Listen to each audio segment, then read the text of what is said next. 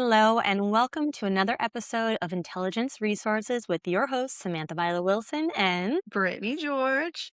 welcome back, everybody. First and foremost, I want to thank you for all the support thus far. Every comment, like, subscription, share, engagement is truly helpful to and really necessary for our growth. As you know, this is a new podcast, so we truly appreciate everything so far. Eventually, we're going to be bringing on guests to talk about how they're implementing AI throughout their businesses. So, as we go out into the world and have conversations every day with different business owners, we're very interested in hearing everyday people, how they're using it. So, anyone listening to this, if you have someone that you know is exciting that should be on our podcast, please share. We'd love to hear from them and, just have more interesting conversations because we're as excited about AI as everybody who's tuning in. Absolutely. And another exciting piece of news that we have, Brittany built a newsletter for us, basically giving you like the skinny version in layman's term of what has been happening in AI each week. It's going to be sent out every Monday. We will put a link in down below for anybody that would like to subscribe. You could also do so on our website, Intelligence Resources IO. And yeah, you'll be able to get a lot more information. But we'll also cover some of the exciting changes and evolutions in AI each week too. Which I don't know actually if we should just start it off with that, and then we can kind of hop into some things that we've done this week. Brittany, does that sound good to you? Yeah, that sounds great. Okay, cool. Let's do it. I think it was like what a week or two ago, the G7 forum where all the leaders from Canada, France, Germany, Italy, Japan, basically all the world joined together to essentially discuss how AI is going to be utilized with all the different labs, meaning like OpenAI, Anthropic, and whatever other ones each country is utilizing. Brittany, what are your thoughts on what has come out with that? I know you had sent me actually the article. Well, it was really interesting because I think we were just using it. And I don't know if anybody's been using Claude and you see like Fable unavailable. And I didn't really realize what was happening. And then I saw the article, actually, our newsletter put it out. And I'm reading the newsletter often along with everybody else. So we've, prompted and designed it. So it was very interesting when that information came through. And just seeing that the governments were able to make that sort of pause on AI was surprising to me, mostly because, government thus far hasn't really done much to regulate. And it kind of has felt like everybody can do what they want and get where they want with it. But a couple of things have happened. Not only that, but they, a lot of the AI companies went to Congress and issued a warning on, it being used to build weapons. So that's pretty scary. And I know we had a discussion about this previously that you were really gung ho about it. And I know that you probably hate this, but I'm a fence rider on this one. I see both sides. I think it's kind of scary to think about government regulating certain things. I know that governments don't always do what's best for everyone, but sometimes it does protect us. So to be seen, obviously, we don't want to see weapons in the hands of the wrong people, but we also don't want government stifling innovation. We also don't want governments only giving it to the haves and not the have-nots. We would like it to be fair and equitable for all. And sometimes governments might hide behind the idea that they're protecting us and use it to give to the richest people in the world. So that's just what my concern comes in. Not obviously, I don't want scary people and bad people to have access to bioengineering weapons, and all the things. So I think that I'm all for that. If our government was the type that would make regulations that were isolated and were in 200-page documents that other things get buried in it, yes, I would say all for it. But what my fear is that with them putting forth this one regulation, what does this mean for the rest of us? Yeah, no, I definitely get it because AI has been marketed as the most democratizing technology in history, right? And, Fable was up what? It was like went out on the 12th, and by the 17th, it was already turned off. And I frankly feel that, well, actually, what I read was that there were multiple, I guess, departments of the government that came to them also that said that they were able to be hacked within a certain amount of like time, which I feel like is actually a positive to let the government know, like, you have so many loopholes. So you need to get yourself together. But yes, to your point, I don't want any type of like bioweapons or think about like bombs. Like people could create all these different things that could be, really harmful. And I do think that in that sense, like it is important to really kind of have a little bit of governance. Like we talked about that for businesses and how they're utilizing it with their employees and such, and the sensitive information is going out. But I do believe that AI still will be democratized because especially like Claude, for instance, right? Because that's the lab that came out with this. They already still have Opus, which is extremely powerful. They still have Sonnet. They have the other version, I think it's called, or pronounced by Hack, I believe it's called. And all of these are also utilized by um, the token usage. Like some, like Opus is the most expensive. So I'm sure Fable would even be more so. So even though the governments aren't going to allow us to have access to Fable, I still feel like people have the ability to do so much and still create apps and businesses and, streamline their operations and think of new products to sell with the other forums too. And also another thing that came out that wasn't on last week's newsletter, but this week's was that the tokens are actually going to be cheaper moving forward and that your money is going to go further, which I think is amazing because I actually had a situation where I was working on something and my AI was hallucinating and it was doing it for at least 2 weeks. I was trying to build a product with my API connection and I was having an issue with the OAuth and just working on it, working on it, only to find out that Claude was like, "Oh, wait, no, I'm sorry. We don't have the ability to do that. We can only go in and open up a project, but we can't actually do the work for you." And I was like, "This is bullshit." I was like kind of yelling at it. And I was like, "I want my money back. How is that allowed that you can be utilizing my tokens? You just wasted my time." Like it was like full on like biatch with it, rightfully so. I taught it a lesson and it gave me information to reach out to Anthropic to try to get my tokens back. I was told I couldn't and that it's in their service agreement that you can, but I was like, I think there should be some accountability for something like that in the technology. Well, it's interesting because speaking of that, another thing that came out recently was Microsoft. They allowed their internal coders to use Claude and they quickly were bringing up, exorbitant costs. But it's just Mhm, interesting that they preferred to use Claude over their own internal technology because their Claude code was so much better. But the mhm. costs were just went through the roof very quickly. And even Uber, they blew through their AI budget significant, so I think most people have to be, and I think you brought this up on a prior podcast, we have to be very aware of what our AI tokens are.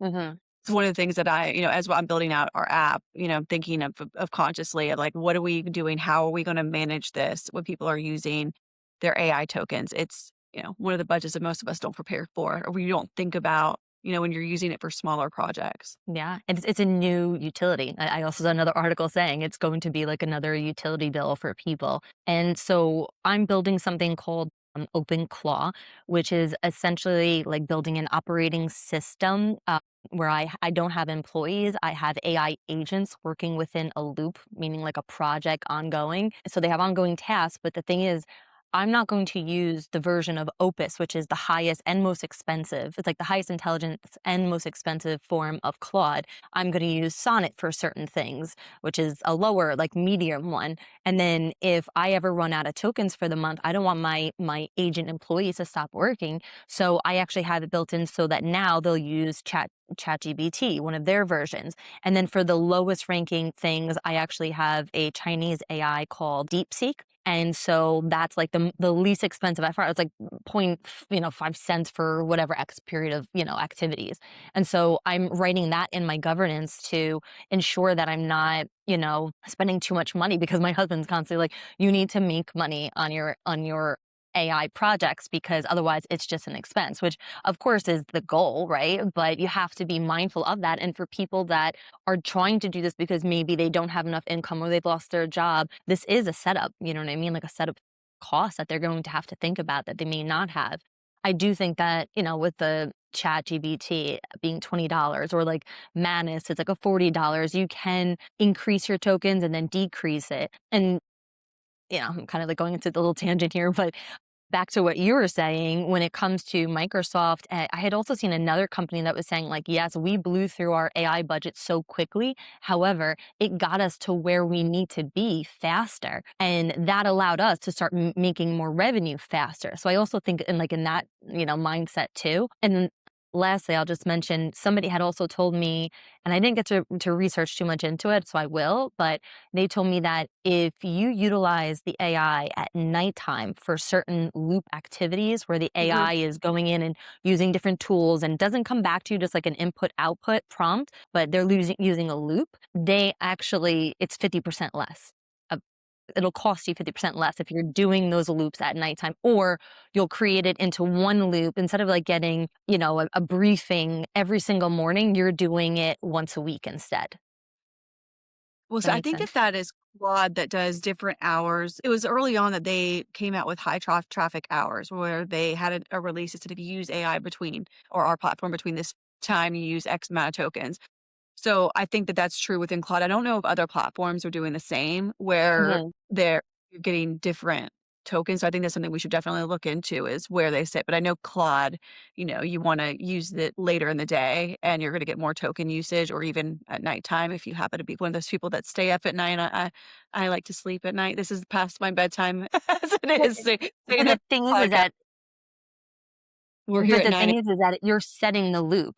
So, like, it's you can have the AI agents doing it, like on Cowork, right? You're setting a loop up so for that the agent will do everything at this time. So you could set it during the day, but say no, do this activity at nighttime. So that by the time that you wake up the next day, it's done, but you spent less money on Claude at least. And just clarify what a loop means, because my understanding of a loop is that that it's checking its own work. It's not just running an continuous task. You actually have a point to come in for it to check itself, so it's not coming back to you to correct the work. Am I saying this correctly, Samantha? Like that's exactly what a loop is. I'm not using loops so much in my professional Mhm. job yet, as much as I know that you are, because you're doing more of the continuous, ongoing task, whereas I don't do that as much. Yeah. So just to clarify, so like a lot of people talk about prompts and loops. So a prompt is probably how most people are using AI right now. You have an input question, which you want to be very detailed about, and then it has a straight out output, right? It gives you, your answer. But when you have a loop, basically what it's doing is you have an input and you tell them what the goal is, but the AI agent will essentially utilize multiple tools and we'll keep on using different tools and say, if I didn't find the answer, let me go to this web search or a different file or a different browser until I get that final outcome that they wanted, instead of me coming back and forth with the wrong information. And I believe it's funny, people keep on saying AI slop when you'll sometimes do like an input, right? And then you just accept the answer. Like it'll just be AI. And I find that chat does this a lot. And that's why I sometimes don't like chat as much, or if I do, I'm really being very specific in my prompts to it. So it's like if somebody just will just put an input in and then just accept the output. Sometimes AI just kind of go on a tangent and people know that you didn't use your brain to, Samantha eyes or Brittany eyes this information. Whereas when you're working with an AI agent in a loop, again, it's utilizing those multiple tools like back and forth, coming, and searching to make sure that it's more accurate than just a normal output would. Does that make sense? Yeah, and for some reason, this just jogged my memory of this thing that I wanted to bring up today. So, the Wharton Research Catching Spot study, the study found that humans accept correct AI answers 93% of the time. Unsurprising. But the alarming finding is participants accepted incorrect AI answers 80% of the time. So, the researchers coined this cognitive surrender, adopting AI outputs with minimal scrutiny. And I think this is so true for so many people that they just assume that anything that just like we saw when like the internet came out, it's like we had this ongoing joke that, oh, we saw it on the internet, so it must be true. And I Hmm. think we're now having ChatGPT said it, so it must be true. And people are just putting in stuff and they're not, whatever comes out. And I'm seeing this a ton in my business. So Hmm. I am often bringing up new ideas that maybe other brokers haven't brought up to prospects, clients, talking about self-funded, different types of programs.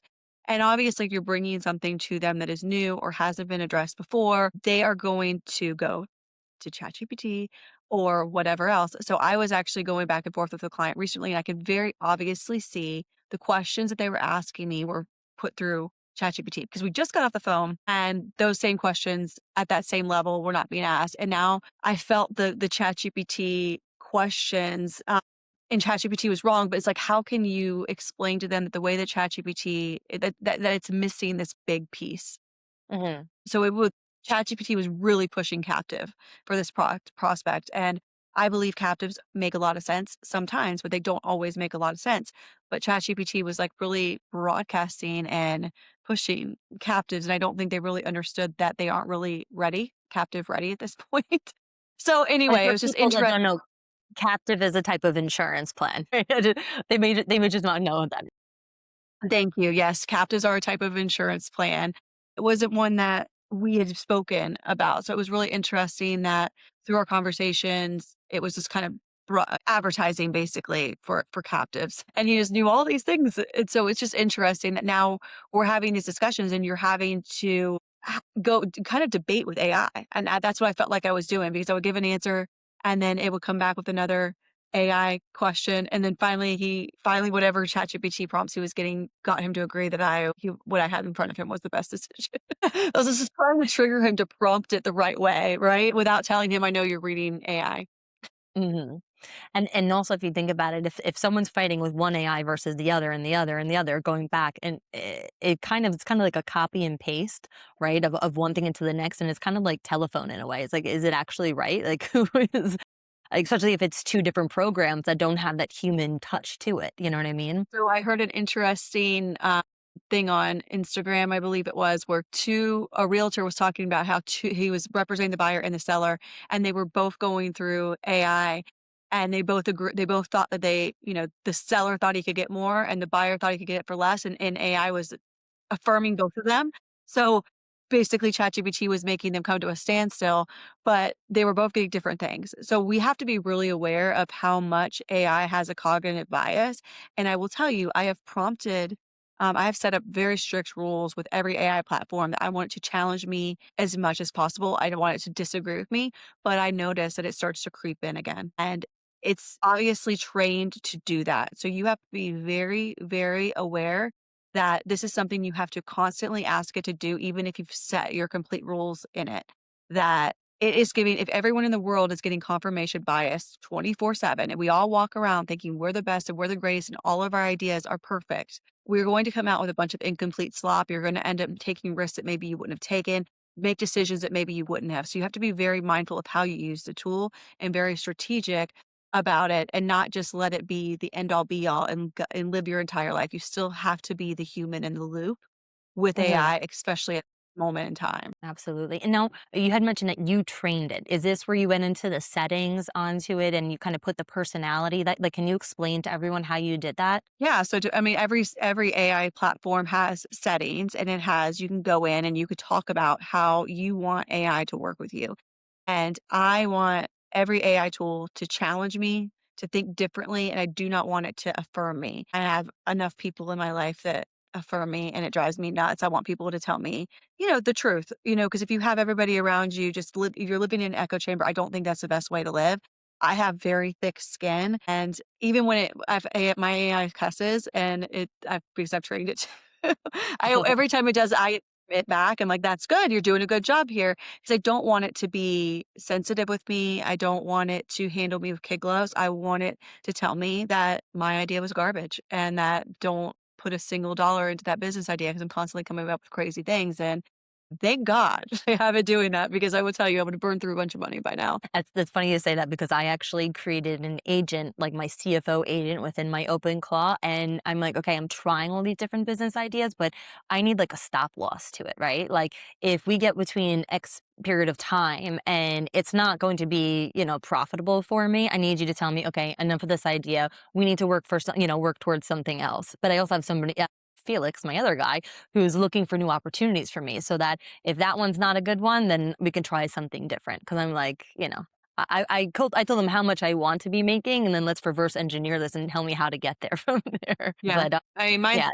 definitely is when I had to sit down one day and because I've taken on a lot at this point, between this business and my main business for consulting and the app that we're developing, I really had to sit down and say, these are the things I'm working on, launch my book, etc. Help me prioritize which way to what needs to go first. And because time is our most valuable asset and it's our limited resource. And each week I sit down and I have a project manage my schedule based off Mhm. of what's happening, what needs to be the most important, because I can very easily get pulled into a million different things. But prioritizing your task and making sure that you're being very strategic and mindful about what you're doing, and not, because money and time are infinite. Money's not infinite, but time is like a definite finite resource. You have X amount of time in a day, and you can't just take on every project you dream of, right? And I don't have unlimited amounts of money, so I also don't want to blow money on multiple projects. So I have to be very strategic over with that, and that's what I use AI for too, is to help me stay on task and prioritize the most important things throughout the week. And one of the coolest things that I've done recently is I have an AI agent building. So I have an email address that is filtered where my website is, right? And as you can imagine, I do get a lot more people trying to sell me on my website than I get people reaching out, you know? So far it's been a ton of people wanting me to sell their PEO, sell their, FSA, sell their whatever it is. And so my AI agent actually has been able to filter this. It's building out a amazing little spreadsheet that I can now go into and okay, I need a PEO that has this type of master plan, or I'm looking for this, and it's already built out so that it makes it really easy. And I've actually instructed people on LinkedIn that that's the best way to reach me. And I'll say it again here, that's the best way to reach me, because I think it's really cool to help me to stay on track of organizing all of Mhm. these vendors, because a lot.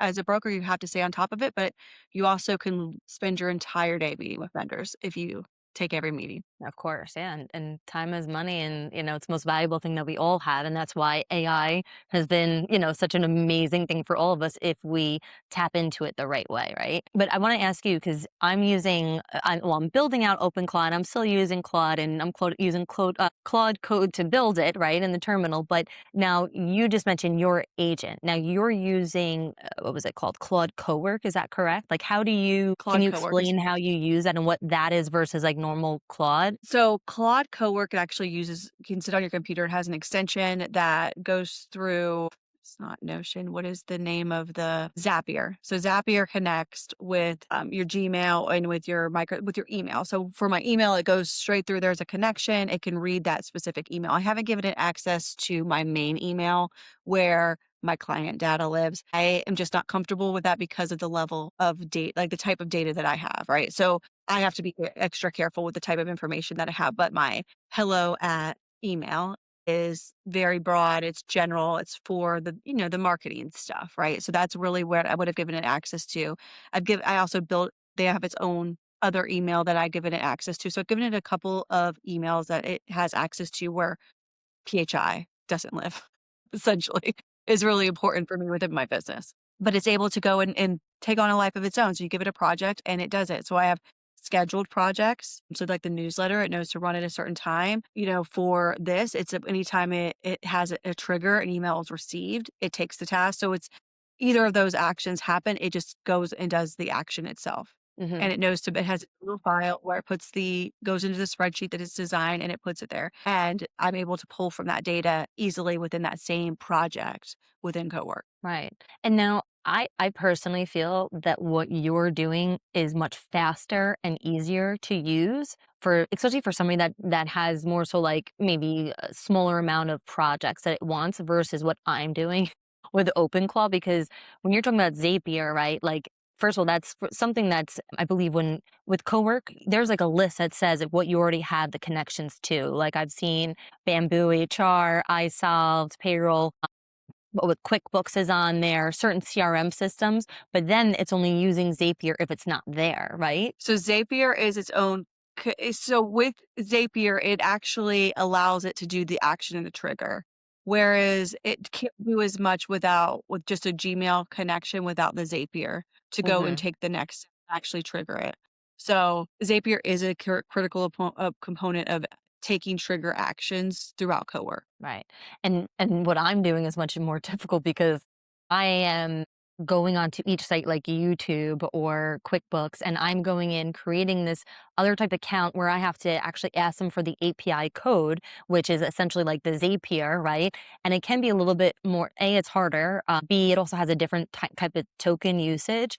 and it can be a little bit less secure. But the reason that I'm doing this versus Cowork is because I can basically build this full infrastructure. And if because there is a race between different Claude and OpenAI, and we'll talk about that after. When one system becomes better than the other, all I need to do is just go into my system, into my terminal, and just adjust where I want it to be using, right? Like I had mentioned, I'm using my agents are going to Claude first and ChatGPT and then DeepSeek, right? But if there's another AI that comes better, I don't have any type of loyalty to them, and I can just go and change it. Whereas with you, it's much easier to get done. I think it's probably for the most people, that's going to be the easiest like way to adopt this type of AI agent and the usage of the loop, and probably more cost effective because I had to get a Mac Mini, like, and also let's talk about like the amount of stress that I'm dealing with versus how quickly you were able to do it. But I do think that for most people, the Claude Cowork works very well. Now, I also did see that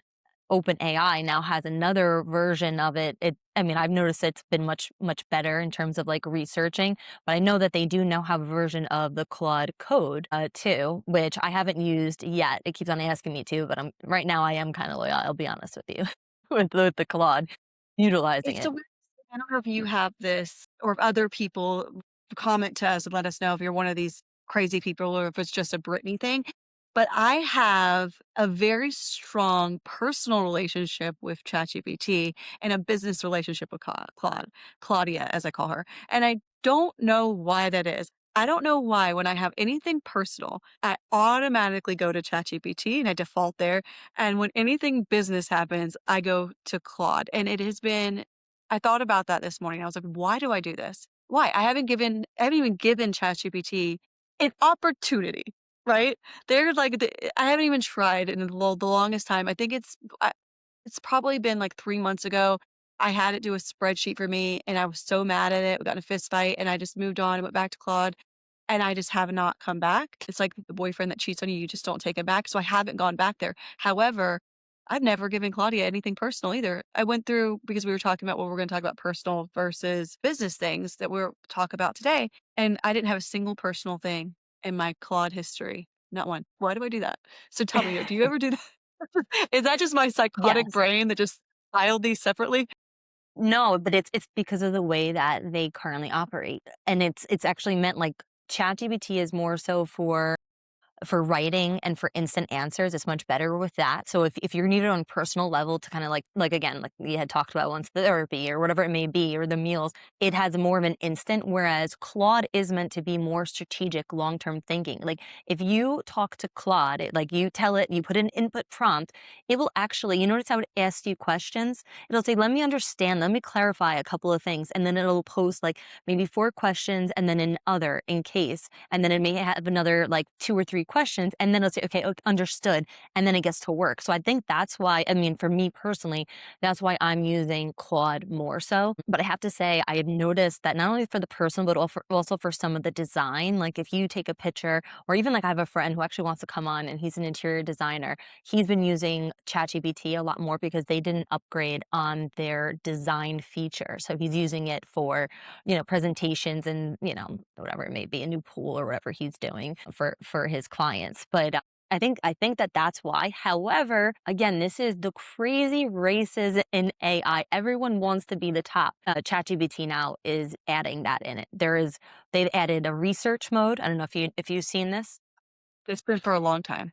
Yeah, Research well, mode has okay, been there. but now it's also asking the strategy questions too. Like I've had it come back, so it's asked the strategy question, and then it has I forgot what it's called, but they have like the new like codex, I think, and I'm not sure if that's it or somebody else, but it has one of I those that's similar to but Claude. It's basically trying to keep up with it, and the funniest thing is that it was OpenClaw, the system that I'm using with the agents, AI agents, which is why Anthropic, which is Claude, came out with Cowork. Because you remember you were going to do an OpenClaw and then it was like difficult. And then all of a sudden, Claude launched Claude Cowork. Oh my gosh, these names. I'm like, I have to like think about it before I say it, but it's like everyone is competing. Oh, you have this feature? Okay, now I'm going to do this feature. No, I'm going to do this feature. So it's kind of like, yeah, you got to don't put all your eggs in one basket. Keep trying them, but everything is changing constantly. what do you think about in ChatGPT how it gives you 2 options of answers? What is your feelings on that? I like it. Like, do you this answer or this. Interesting. I hate it. Really? No. Well, because it's I like, don't options of answer. Like, why? I don't like you do the work. I feel like it's giving me extra work to read through the two things. Like, I just want you to know me well, you should enough. be reading through it, Brittany. What did we just talk about? No, I do read through it, but I do feel like it's extra work. And sometimes I feel like the answers are almost virtually the same. And I'm like, why did you have to say the same thing two different ways? Is it If in it if the writing form that you're using it for or that happens? It happens so often where it's like, do you like this response better or this response better? And Yeah. I don't love that. Mm. I love it. I don't love it. I just would like you just give me one response and you should know me by now. We've been dating the longest out of all the AIs and it's the only one. Well, it sounds like you gotta put put 'em in check again. "Stop doing this, just give me He this." should know me better. It's like if your husband was like, you know, Brittany, do you want to have an appetizer? I'd say, do you know me? What are we here for? Why are we going on the dinner if we're not going to have an appetizer? That is what it feels like. It feels like I should know what the answer is. And then Yeah. Gemini, we said what how I like to use Claude and how I like to use chat. But Gemini, I feel like I use for more of like the things that you used to use Google for, right? So when you used to Google something, I go to Gemini. Mm. I don't know. I don't know why. I need to get onto Gemini more and Perplexity. I heard that Perplexity utilizes all of them, and I'm just like, "What?" Now you've used it, right? So for the writing of my book, I had to do a lot of citations for a lot of the statistics, and I am not a citation person. That is not my strength. So I used Perplexity to not only help me to write it exactly as it is so that I wasn't going to get sued by anybody on the stats within my book because it was really important for me to have it be very factual when it got into because it's a memoir, it's my personal story, but it also layers in some really important data that I think women need to know. And that is where I use Perplexity within the book was the citation piece of it. And Perplexity is just known to be the best at that as far as citations go. Mhm. I don't know what as far as it uses all of them. That's news to me because as far as I know, it's its own thing. But Perplexity is the citation, the best at pulling the actual factual data as far as that's the way it's been marketed. You know? Well, it's funny you're saying that I because was it's being marketed to me via Facebook, I mean, Instagram ad saying like, "Get a overview of your LinkedIn bio, like, of your what your brand is," and then it said, "We use all of the systems." So I was like, "Interesting. I really should get on that. That way I could at least, experience it and talk about it here." But yeah, to be determined, I suppose. Another thing that you need to lock into. Did you hear about this business that it was a Silicon Valley business, but they opened up a coffee shop in, I believe it was Sweden. Was it Sweden? Did you hear about Yeah, this I story? I did. I think it was Sweden. It was, like, called, I forgot the name of it, but it was, like, Cafe something, and it was actually a bunch of Silicon Valley people that went and opened it up, and I think that it was fully being run by AI agents, so it was handling the inventory and things like that, but it ended up ordering so much of one inventory, which is hysterical, and then they were like, "Oh my gosh," and then they have to make X amount of sales in order to do it. So it's still not profitable yet. But I No, it's wouldn't give losing. up if I were them. I think they're onto No, something, but they just have to tweak it. That's all. It's like you live and you learn kind of thing. no, of course. But I think a lot of people are going to cling to this. When you see an AI failure or you see an AI not immediately succeed, people then say, "Oh, this is it." Because at the end of the day, I think a lot of people are very afraid of what AI can do. And I think we all should have our head on a swivel, as my father would say. Have your head on a swivel. There's a lot that could be coming, and it could be your job, right? I don't know who's listening to this podcast, but there will be jobs that will be lost. 100%. You have to be aware that that could be potentially you. I don't want to scare people.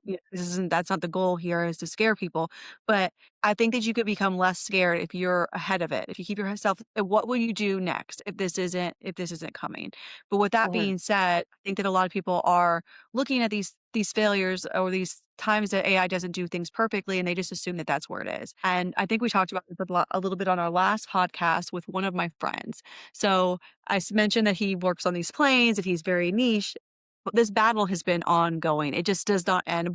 He hates me to my core right now. He literally told me this morning I'm very annoying.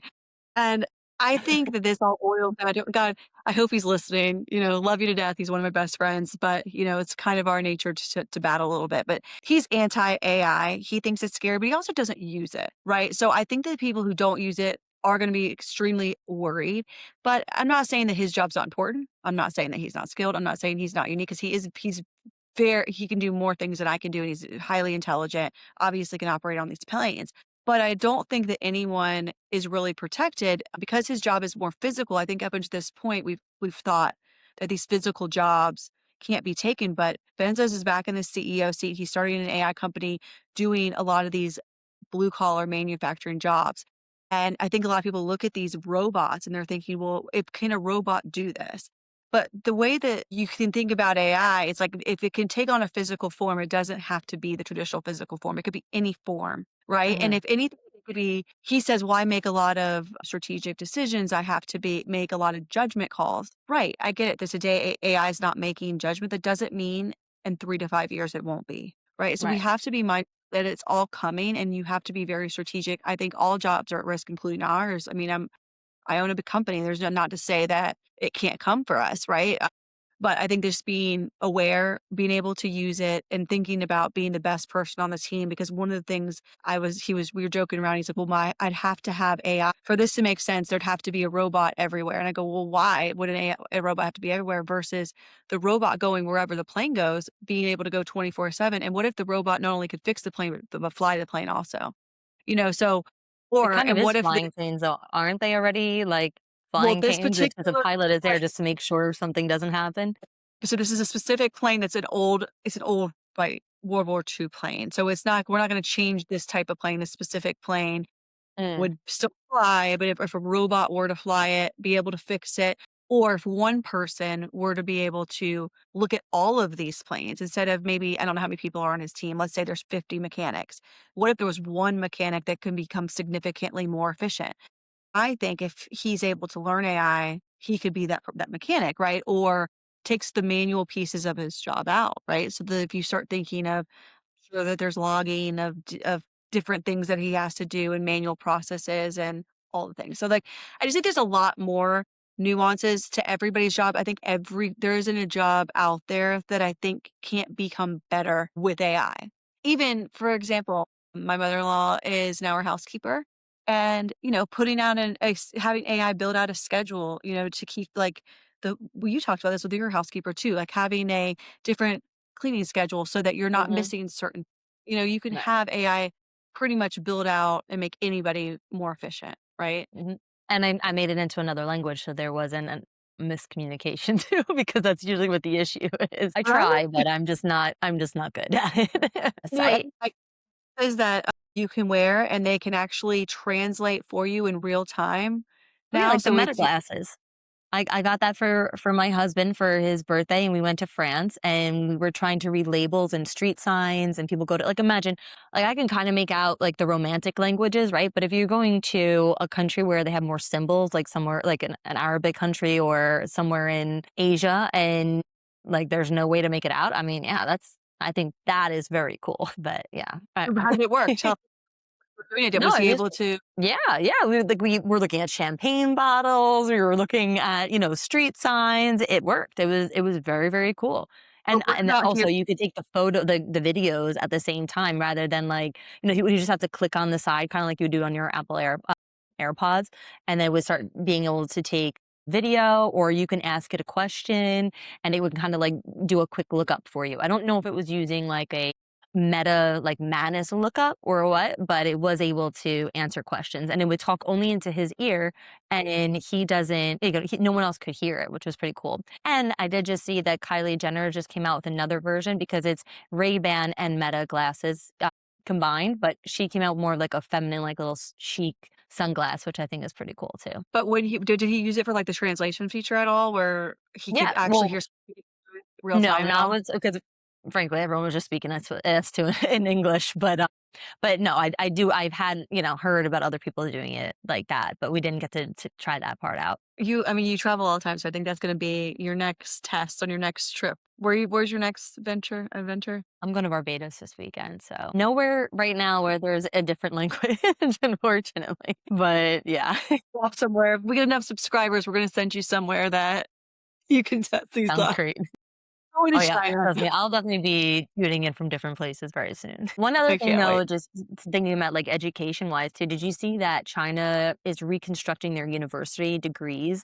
They didn't just get like, they got rid of, I think, or added 12,200. I don't know why that number stuck in my head, it stood out to me, but that was a number amount of undergraduate programs that I think they removed and then replaced by just thinking like, "Okay, these we don't really need, like, certain, like, liberal arts anymore. Rather, we need to know more technology." And also, I think it was more of like the maybe was it some of the blue collar, like where you need physical hands-on things or dealing with robots. But I think that they're ahead of the game when it comes to that versus what America's doing.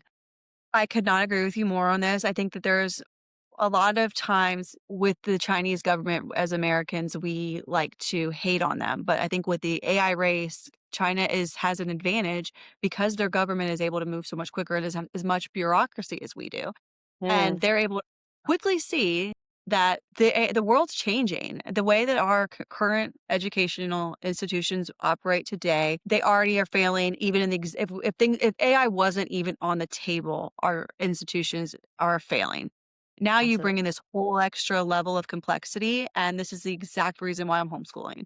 I'm terrified about the idea of homeschooling, obviously, as much as I have on my plate, but there's just no chance that I'm sending my kids to a school that's moving as slowly as it is with all the things that are coming, down the Yeah, pike. So I think it's really cool to see that they're doing that. I wish that our institutions would do the same thing. I don't see that happening. I think that things are going to move slow, painfully so. And yeah, it's just at the end of the day, I think it's one of those things we're going to look back on in 10, 15 years, and we're just going to wish that we had done something similar. I agree. Well, hopefully we do. We take note on that because if we want to be competitive with different countries, just like we are with getting the best technology, getting this, then we have to take a piece out of their book. We are I But mean, aside from, like, when you talk about public schooling is one thing, right? So when we see our public schooling, I don't think it's gonna happen quick enough, but right, and we're seeing a lot homeschooling, we're seeing homeschool yes, pods pop up. We're and that's what I like seeing more too. charter schools that are coming up with some really creative programs. And if you happen to be, near one or be able to get into one, obviously private schools are another thing. But I think those types of businesses that operate as businesses are going to take the playbook of these Chinese models. But I don't see public schools Yeah. changing much. They're still doing, tests, ABCD testing, and unfortunately. Yeah, I actually saw something online where, and again, I'm not gonna remember the statistics, but they were saying that for the first time ever, like every generation became smarter and smarter and smarter, but for the first time, it was Gen X that they are not smarter. And my sister is a teacher, and she was saying like, why, like they keep on making me teach the kids this and that, and then she's like, I just don't understand. It's making it more complicated, more more harder for the students to grasp like the concepts, and it was like math and reading, and it's actually just such a shame, but I do find that being a parent and being able to have the right to choose, and actually I think there's more tax advantages than there ever was before with homeschooling, which I think is fantastic. And I know the rate, like you said, is just constantly increasing, and I think it's amazing. Like I've looked at some where it was like there's 2 hours of AI learning, and I think the most attractive part of it is that they were in like public schools. You have kids from all over that are learning at different levels, right? And they try to mix them together, which I think is nice, right? I do think the socialization aspect is amazing, but you still get that at homeschooling or in pods or charter schools. But the thing is that if one child is learning at a faster pace and the other one needs a little bit more time or whatever it may be, it could just be a different subject. The AI will be able to, okay, stay on that level for the student or push ahead so that they can advance or they can grasp it to the level that they need to understand it versus a school where they're just getting lost. And frankly, like I know again, because my sister's history and other teachers I talk to, they're saying like the classroom sizes are getting much larger, the teachers are frustrated, they don't have the right resources, and that's a shame, right? However, the other kind of side to this is that you also do have charter schools and private schools and pods that may actually be a little bit more money versus some of these public schools. However, if is becoming more available to people, maybe these AI schools will be more cost effective to them. I did see that Claude does have a training program. Like if somebody wants to become better at certain skills, they can actually create in Claude Cowork, give me every day, different ways that I can learn about XYZ subject, right? And so they'll have certain tasks that they can do. So you already have AI like that ability. If you as an individual want to just self learn, right, then you can do that. And frankly, I don't even know if I would go to college again. Like, would you? No, I mean, I'm one of the very rare people that thinks that I actually used my college degree, so for me to say that now, it's kind of ironic. So I went to school for finance, and I majored in finance and minored in marketing, which God, could that not be more of, like, a relevant career, and I do use things every day, and I think most people disagree with that and have a different stance. So I had a great education. It wasn't an Ivy League education. It was here at the University of South Florida, but I, had a great education. I feel like I utilize it every single day. However, if it was happening today, I would do it completely different. Hmm. And, I think that when you touched on socialization, and I just think the idea that going to school in the way that it is today, people go and the kids sit down, they're asked to be silent and sit between classes. And, they have you be quiet and they have a few minutes in between to socialize. So I don't know that they're getting the socialization that my daughter's getting, where she goes to the playground, she has to walk up to a kid and say, "Will you play with me?" And she has to, make friends, and she makes friends, she gets phone numbers. She's just doing all these things at 4 years old that I think a lot of kids are just when you're in a classroom all day, you get this group of friends automatically. You don't have to earn them as much as my daughter has to fight for a friendship. So she is bold and she goes out and she gets them, and she has more friends than I do, and she's not in school anymore. So it's I just kind of when you were getting your nanny and I hadn't hired a nanny yet, I was bullish on the daycare being a I remember great you telling me that, and I was like, "Mm, no, I'm gonna stick with the nanny. I like it." listen, when I'm wrong, I'll tell you I'm wrong.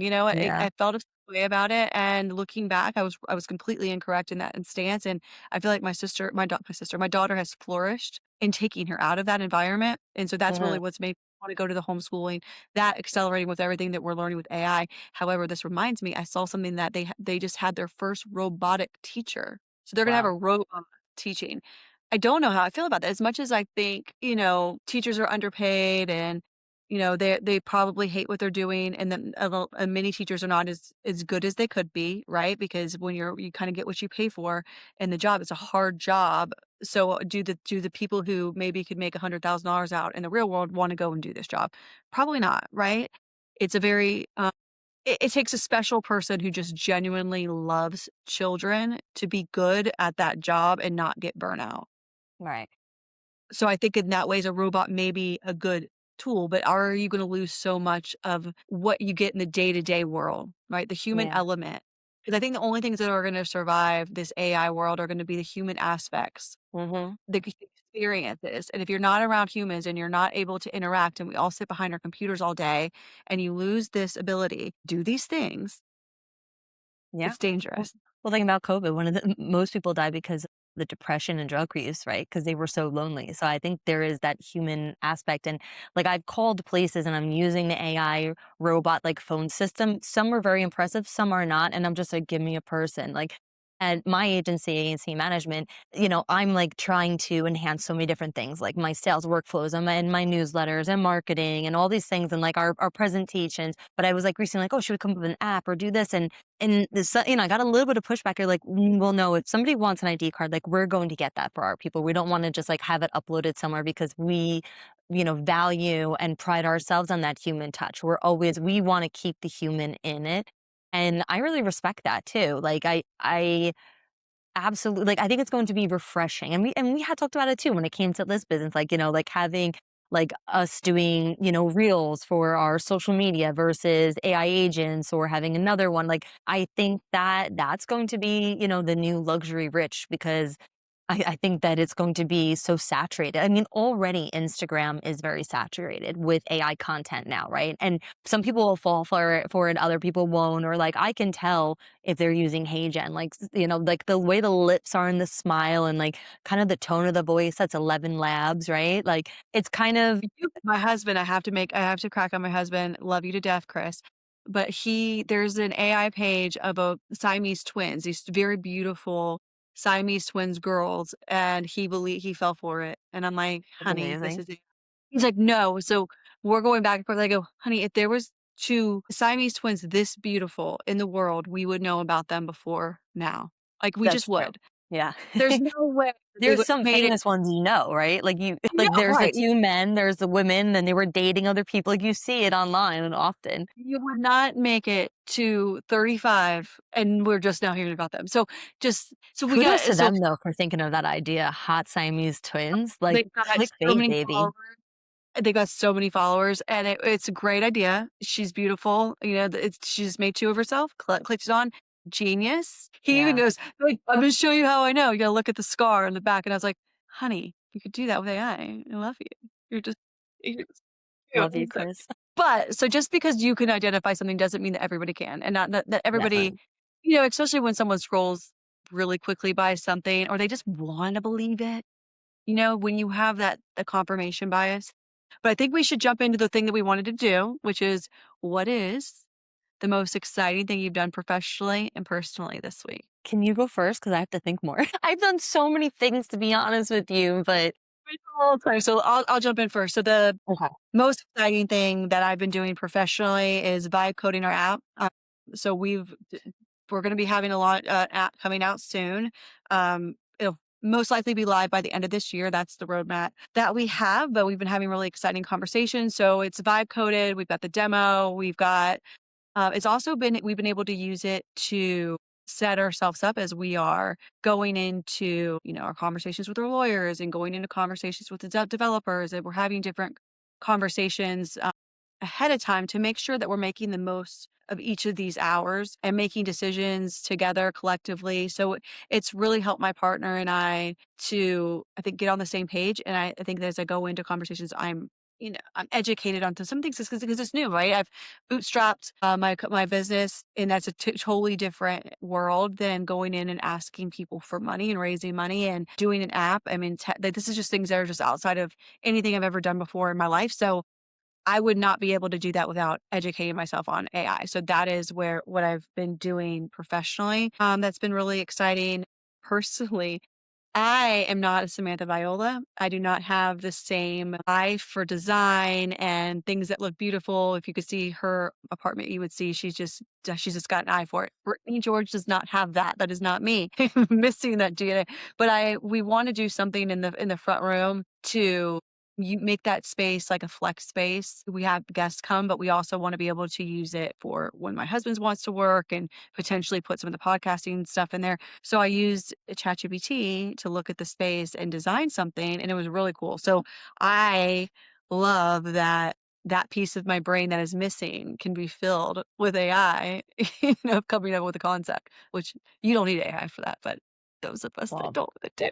I actually did something similar, and I told you about this. I did it for my building. So my building was built in 2018. That was like pre-Miami, like COVID. It was more like the neon colors, and my building has this like lime green that they use as an accent color, and it is just makes me want to throw up. I think we have really nice amenities, but then they add like these little hints of it, and I'm like, why? Just paint it. So there was a board meeting and I was going around all over the building and just taking pictures. And my husband's like, "You are such like," he's called me a Karen, but I was like, "No, I'm going to make the ROI on this building so much higher."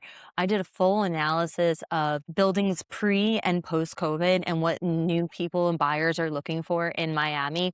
More of the wellness luxury in their home. Like you're at home, you have your sauna, your cold plunge, you have different working spaces, kid spaces, things like that. And then I did an analysis of what the square footage is in my area, what properties are going for versus what they are going for mine in a one bed, two bath, like, you know what I mean? Like, and then I put it all together and I used ChatGPT for it and all the common spaces. And I basically was like, okay, this was what it is right now. This is at a cost effective just paint. And then this is, what I suggest. And then it showed also what you could potentially be selling it for. And I think it increased, it was like by $230 per square foot or something like that. And how much more, and I'm doing this because eventually I want to be renting out my place too. And I'm paying so much money for my apartment. It's ridiculous. Like on my mortgage, my taxes, my insurances. And if I were to rent it out right now with the market, I think I'd be at a loss. And so I'm like, if I do this, then I'll be able to, make more money like overall. So for me, that was worth, the time. And plus it was fun. Another personal thing that I had done recently, we had talked about, putting up blood work into Function or our Whoops, right? So I was also recently getting into peptides, and I had put my blood work in for like 2 different times. I sent that to the doctor and then put it into Claude I used, and I had them give me a list of questions, all right, about where the compounding facilities are and what the suggestions are. And then one night I was just like, wait, why didn't anyone, catch this or that in my blood work? So I went crazy. I put in all of my history, all of my prenatal scans, my MRIs, my CAT scans. I went into the uh, like the hospital like logins, like from when I was, giving birth and all that stuff, and all the different tests that they were doing, so you can see how my blood changed before, during, after my pregnancy. And it was actually able to give me different benchmarks, which I honestly, because like, some of this information was from like when I was a child, like, at some of these doctors.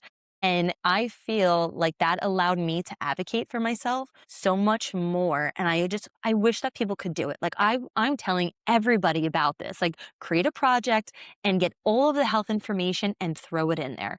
Put it into the files of that project and ask it to look at all of the trends. I then added my family history onto it because when a lot of times you go to these doctor's offices, you wait for however long to go see them, then they see you for what, 10 minutes? They're not looking at all this information. You'll probably get pushback, but I just feel like you could be such an advocate for yourself with having all the trends and it giving you like, hey, actually suggestions saying next time you get your blood work, I suggest looking up X, Y, and Z. And so that's definitely my personal, which I think was like fantastic. And And I hope what's everyone your does it. I suggest everyone does. love it. So what about your business? And we'll close on that. Okay. Business. I feel as if I've really tweaked my sales pipeline, and the way that I did that. So I am. My boss has also an open claw, and we have Jarvis who does our sales, and I speak to him through Slack. So just like my other team members, he's part of all the different channels, and I had created a while ago ways to come up with centers of influence for me to reach out who give me referrals, and then also for prospects. And it really just wasn't working that well. And finally, I kind of came up with like, how I was going to make it better. Right. And so that really, I feel like helped me a lot. One of the things was it was giving me some information and then so it would find the prospects, but then it was going to Apollo to find like the direct point of contacts for it. So their direct numbers, emails and all that kind of stuff. It would also give me the reason why, right? Like, cause really, really breaking into it, like, okay, this is why it's a good prospect. This is all their information. But sometimes it would say Apollo could not find their numbers or could not find their email. And then so I would have these 10 leads every Monday or every Tuesday because I swap the days. And it was kind of frustrating because I really didn't have 10 new prospects with all this information. So what I did was I said, if you run it through Apollo and you cannot receive this information, then send it back and get me somebody new that you can. So I feel like the quality of my leads now are so much better, and then I connected it so that automatically it'll send me the Excel file. Then it's going to be putting it automatically into our CRM, which is Go High Level. And so I'm not doing this. I don't put anything into my CRM. It's putting it all into me. The reason why it has all the company information, because a lot of times, right, when you're putting things into your CRM, it's incomplete. So it's now completely putting in all that information. And then with Go High Level, I now have a workflow, right? And part of that workflow also includes something called Nook, which is another AI parallel dialer. And what I mean by parallel is essentially it'll call 5 companies at a time, and the first one that picks up, it instantly will connect you with them, right? This is better if you're calling like a much larger list, but if you're in sales and you've ever had a cold call or just cold in general, and the amount of times that you're just sitting there waiting for somebody to pick up and then nothing happens, it's such like a time killer.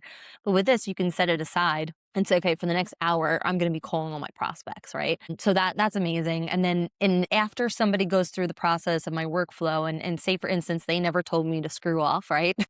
Then you're saying there's still a chance.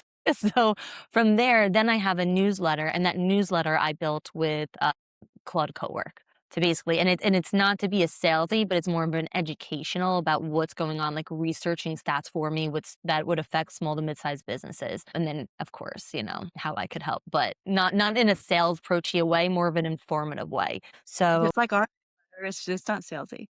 what did you say? Just like our newsletter, which is also not salesy. Correct. Yeah. So yeah, those were my two Actually 3. I gave you 2 personal and 1 business. Well, because you're always doing a million things, so I wouldn't expect anything less from you, Yeah. Samantha, by all Yeah, I'm well holding said. back a lot right now, to be honest with you. Well, Yeah, it has been we're this is up way past my bedtime. Samantha's a night owl. Brittany is not. This is past my bedtime, but I stayed up to be able to do this because we've got a million things going on during the day. We hope that everyone enjoys us doing this virtually as much as they like us doing it in person. We promise all of our podcasts will not be virtual. We will be getting together also, but exciting things coming. Cannot wait to have we have exciting guests coming on down the pike, and we cannot wait to have them on and you to hear from more than just us. But absolutely. thank you guys for tuning in. Yeah, and please do comment, give us feedback, give us things that you want us to cover. If you're also, interested in being on our podcast, please let us know. So curious to hear how other business owners are implementing AI. And I'm sure other people are interested in hearing how you're doing so too. So thank you for your time, and we'll see you guys soon.